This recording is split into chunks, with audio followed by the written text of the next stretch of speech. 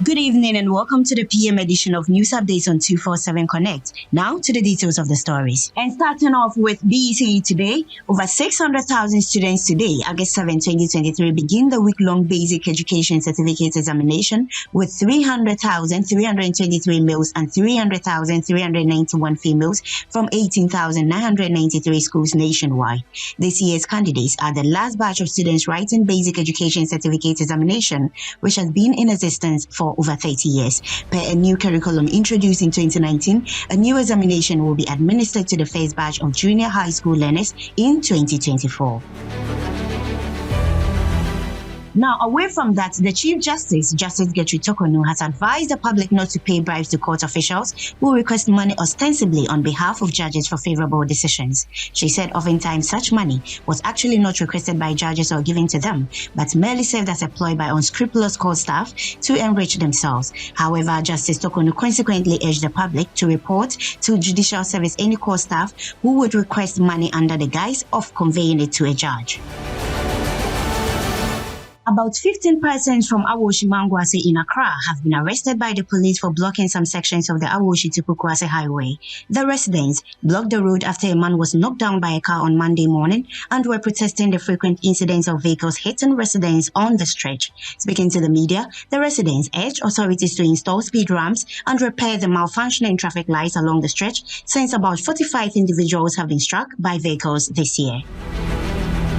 Now, a 37-year-old farmer by name Augustine in the Wasa Inchirifi farming community of the Western region has allegedly murdered a 7-year-old niece, Sandimeno, for money rituals. The suspect was apprehended after he nicodemously killed, beheaded, and buried the 7-year-old in a bush. He then reported to the police and then made several public service announcements to report her missing. According to the police, the suspect went through an intense interrogation due to his questionable body language, inconsistencies in story, and lack of convincing responses to questions about his missing niece.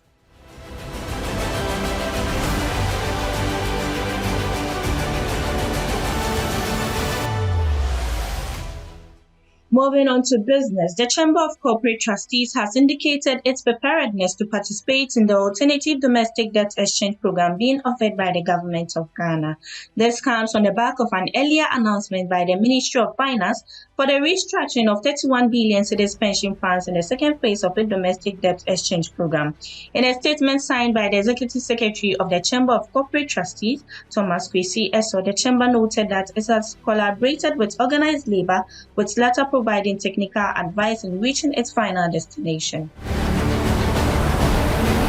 The government is being urged to stop using monetary policy to cure economic challenges that emanate from the wrong implementation of its fiscal policies. A professor of finance and economics at the University of Ghana, Legon, Professor Godfred Bobkin, who gave the advice, said any attempt to use monetary policy to solve menace caused by the fiscal policy failures can create more problems for the economy as it is presently being experienced. Meanwhile, he referenced a huge losses posted by the Bank of Ghana, which amounted to 60.8 billion Ghana cedis according to its annual report and financial statement, describing the phenomenon as unprecedented and one which should not be allowed to recur.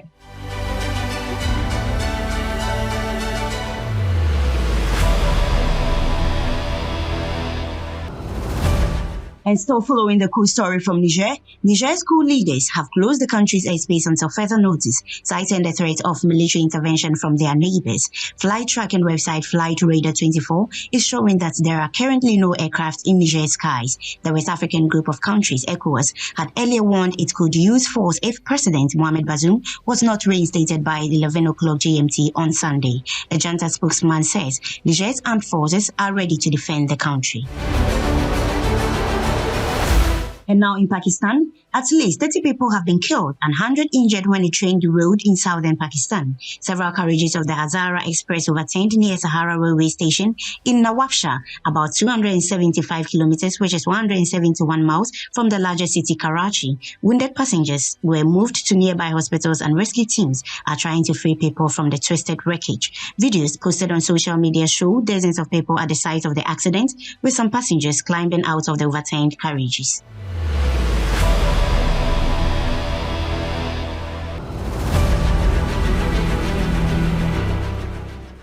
And And now straight to sports. In a thrilling round of 16 match at the ongoing FIFA Women's World Cup in Australia and New Zealand, Nigeria's Super Falcons faced a challenging encounter against England. Unfortunately, the match ended in a penalty shootout, with England emerging victorious, thereby halting Nigeria's progress to the quarterfinals. After a gripping 120 minutes of play that resulted in a goalless draw, both teams had to settle the score through a tense penalty shootout. The Super Falcons fought valiantly, but Oparanozie and Alozie were unfortunate in missing their spot kicks during the decisive moment.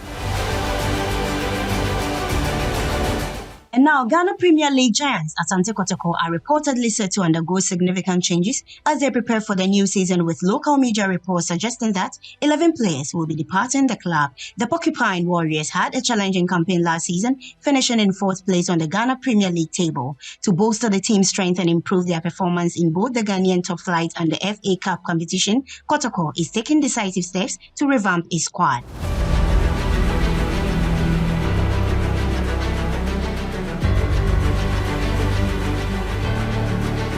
And in entertainment, after almost 4 years of court injunctions, postponements, and internal rifts, the Musicians Union of Ghana will be holding its national and regional elections tomorrow, Tuesday, August 8, 2023. At least 500 delegates across the country are expected to vote in the polls supervised by the Electoral Commission. In the Greater Accra region, the elections will be held at the Accra Tourist Information Center. The election register was opened on March 20 to April 3, 2023. This was to allow members to check their status and eligibility. Thereafter, the new voters register for the election was compiled from April 4 to April 18, 2023.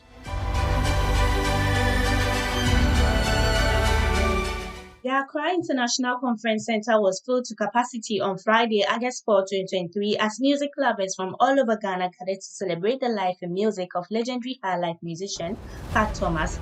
The concert also included special appearances by President Nana Addo Dankwa Akufo-Addo, former President John Ajufo Kufuor, former First Lady Nana Akufo-Addo Agyeman-Rawlings, and aspiring presidential candidate of the ruling New Patriotic Party, John Allen Tremantin. The event celebrated by Thomas' long and illustrious career in music. Thomas is a Ghanaian highlife legend known for hit songs such as Sikaye Moja, Mewo Akuma, and Odo Adada, which have been enjoyed by generations of fans. And that's all for today. Have a good evening.